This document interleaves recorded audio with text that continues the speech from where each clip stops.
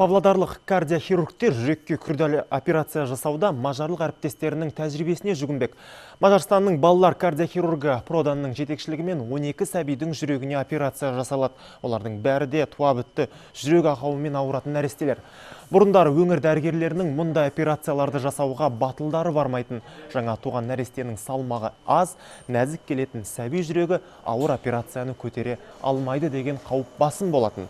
Алайда озық технологияны жетік меңгерген кардиохирургтер емдеудің тың тәсілдерін меңгерді.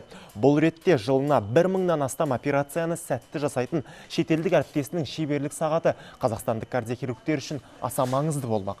Егер жаңа тәжірибе қолданысқа енгізілетін болса, аймақ дәрігерлері осы технология бойынша жұмыс істейді. Бүгінде облыста туа бітті жүрек ақауына шалдыққан 150 сәби тіркеуге алыныпты. Мен жергілікті кардиохирургтардың кәсіби біліктілігін жоғары бағалаймын. Біз кардиохирургия саласындағы озық технологияларды әлем елдеріне тарату үшін тығыз әріптестікте жұмыс істеуіміз керек. Павлодарға жасаған сапарымыз осы мақсатты көздейді. Бұл Қазақстанға соңғы келуіміз емес деп ойлаймын.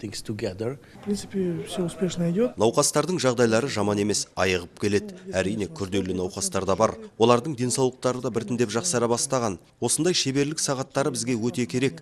Білмегенімізді үйреніп, кәсіби деңгейімізді көтереміз. Өзара әріптестік жалғаса береді деген ойымыз бар.